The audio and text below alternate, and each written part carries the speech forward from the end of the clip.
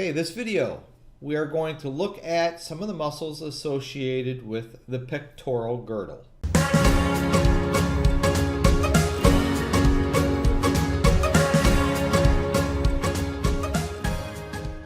Okay, as I stated on a previous video, all the images that you will be seeing on here can be located under the Visible Body program.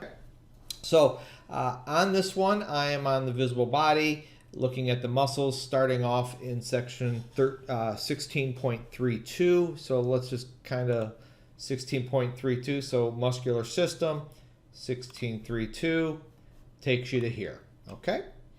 The first one, let's look at the trapezius muscle. Now this is that big muscle that covers the back. Okay, so it comes from the occipital bone, goes all the way down to your spinous processes of T12, and extends out to the scapula. Now the interesting thing with this muscle is we have three different regions of it, or the directions of the fibers. There's a superior, middle, and inferior component parts. So let me take this highlighting off so we can see these a little bit better. Let me just move this over. Okay, so if we can look at these fibers, the superior branch, the fibers are going in this direction. So when those muscles contract, you can kind of imagine it pulling either the head and neck this way, or it brings the scapula up. Okay, so the superior fibers on the superior portion of the trapezius elevates the scapula, and it's going to rotate the scapula as well. It rotates it superiorly. Okay, the middle fibers are going in this direction. I tell you what, let me go back to here so I don't cover them up. So the middle fibers are going much more of a lateral direction, and that retracts or adducts the scapula. And once we finish the scapula, we'll go through these scapular motions to help orient you. Okay, so the superior fibers elevates and superiorly rotates the scapula. The middle fibers retracts or adducts the scapula. And then the inferior fibers, you can see, are going in this direction. Okay, those depress the scapula. All right, so that's going to be the trapezius muscle. And let me pause this for a second. Let me bring up another picture that talks about scapular motion. It'll probably make things a little bit easier to understand when we talk about retracting, protracting, elevating, depressing, and so forth. Okay, so let me pause this and I'll be right back. Okay, I just searched on the web for scapular motions and stuff, and this is the one image that I came up with that I kind of like the best. The other ones are fine. This one I think highlights them a little bit better.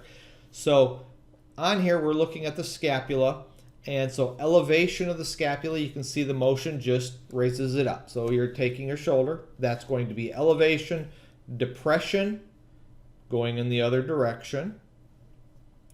Let's skip the middle two for just a brief moment. No, let's do that. So adduction is also known as retraction. Okay, so adduction equals retraction. Abduction or abduction is the same thing as protraction. So adduction is retraction, abduction is protraction. And then the two other issues is more of a rotation of the scapula. Okay, so this is an inferior rotation or a downward rotation of the scapula. This one is an upward or superior rotation of the scapula. So you can kind of see that the inferior angle, this little point down at the bottom, that's the inferior angle of the scapula. Downward rotation means the superior end of the scapula rotates out and down, while the inferior moves in and up a little bit, okay? And then the upward rotation is just the reverse of that, okay? So let me go back to the other video here on this one, and let's see, what is our next muscle? Let me bring up my list here so I can see. Come on, where are we at? The next one we're looking at here, okay, is going to be the rhomboids. Okay, so we have both rhomboids major and minor that you're going to be responsible for. So what we're doing in this picture, we're actually going to take off the trapezius. So just remove that, and then that leads into this picture. Now, rhomboids major and minor are going to be superior and inferior to each other. So if this is the major, you can also see this one. It's going to be the minor one. So it's smaller than this one, okay? And they are both on the medial side. Well, okay, that has the, okay, so this shows where the trapezius would overlie it, okay? So this is going to be major. And the primary action of rhomboid major is it's going to elevate. Now remember, imagine these fibers contracting, okay? So when it contracts, it's going to be pulling the scapula this way. So it's going to elevate and retract. Now, go back. What is another word for retraction? If you don't remember, back up the video, get that one as well. So it elevates and retracts the scapula. It rotates it inferiorly. Okay, that's good. And rhomboid minor, that's just a little superior to this. Okay, so that's going to be rhomboid minor. And this one is also going to elevate, so you can kind of see the angles of these fibers. It's going to be pulling the scapula upward, so it's going to elevate it. And this one also retracts it, okay? It does also rotate the scapula inferiorly. So both of these pretty much are the same action. They both elevate, they both retract, and they both rotate the scapula inferiorly. Okay, so that's the second one. What is the next muscle here? We don't have levator on this one. Okay, so let's go back. I've got a list, so I'm looking over here on which videos these are on. Let's go to 16.33. Okay. So 16.3, we'll start with the Latissimus Dorsi. So let me shrink this down a little bit, kind of orient you. We're going to rotate this guy around. Let me move him over so you're not on here. And we're looking at this great big old muscle. That's your swimmer's muscle. So if you imagine these swimmers when you see during the Olympics, and they've got all these great big muscles in this area, that's the Latissimus Dorsi. Okay, so that's what we're looking at on this one. Okay, and what I'm going to do on this one, I'm going to hide a couple muscles just so we can see the insertion, where it goes. And if you can visualize where the insertion is, and you know what's happening when the muscle contracts, it's pulling on that area, so you can kind of see what the motion is doing. Okay, one of the things that you might want to do is go to your full skeleton in the lab, visualize where the muscles originate, where they insert into, contract that muscle, and kind of see what that motion would be. So here's the Latissimus dorsi that I'm highlighting. You're going to come all the way around, and you can see it's almost to the front side of your humerus where it's inserting. Okay, so two things. The muscle's in the back, so as this muscle contracts, it's going to be pulling your arm back. It's going to adduct it, okay, so it's pulling it in a little bit. And it's going to, since it's kind of on the front side of the humerus, it's going to cause a medial rotation of your humerus. So it extends it back, it pulls it in, so pulling it in for a deduction, and medially rotate. So your arm is kind of doing that motion. So take your lab partner next to you, have them start off with their arm kind of out in the out position, and when they contract it, put your hand on their Latissimus Dorsi and have them do those motions, and you can feel that muscle tightening up, and that's the contraction. Okay. Next one we're going to be looking at is the deltoid. Okay. The deltoid is actually 3 separate muscles. Okay. And what we're looking at on here is you're going to see this anterior one. Okay. We have a middle one, rotate it around, and then we have a posterior one. So the deltoid is made up of 3 different heads, your posterior, middle, and anterior. Working together, if they were to all contract simultaneously, causes abduction of your arm. Okay, so it's doing this motion. But let's say only the anterior fibers, or primarily the anterior fibers, are contracting. Well, it's flexing the arm forward, okay, and it's going to cause medial rotation. So let me hide this, see if we can find this one. Okay, so you can see it's kind of on the anterior, or it inserts into the anterior medial side of the humerus. So when it contracts, it's going to flex it up and it rotates it a little bit, medially rotates it.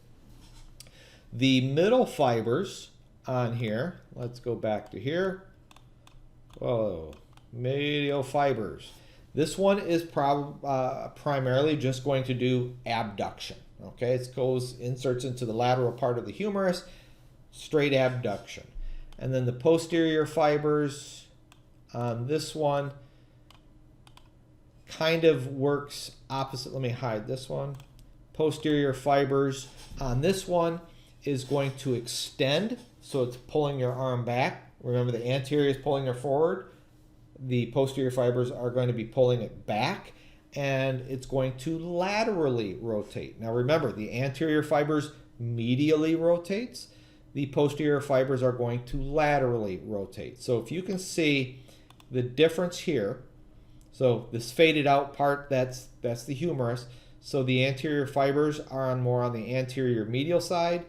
Lateral, or the posterior fibers are more, the insertion is lateral posterior, and it's going to laterally rotate those fibers. Okay. And the next one, Pectoralis Major, big muscles up here. Okay, so this is your Pectoralis Major. Pec Minor is going to be underneath those as well. And your Pectoralis Major, if these muscles contract, so let's kind of do this here. You can see the, let me draw. You can see the direction of these fibers, and it's going to insert into, let me hide this. Let me hide that one. Okay, now you can see where it's inserting into the humerus. So if this muscle is contracting, can you see it's pulling your arm forward? So that's going to be flexion. Okay. Muscle's also medial to this area, so when that muscle contracts, it's going to adduct. Now, put your hand over your pec muscles, and what you want to do is you want to adduct. So start off with your arm lateral or abducted. Put your hand over your pec muscle and bring it down. You can feel that muscle tightening up. Okay. You can also medially rotates the humerus. Okay. So that is the pec muscle. Let's do another one here. So let's do another 1634. Let's see which ones are here that we need to go through. Okay, so this one that we're looking at on this list, we're going to be doing the Teres Major muscle. Okay, so anterior, posterior. Okay, we're back at the scapula.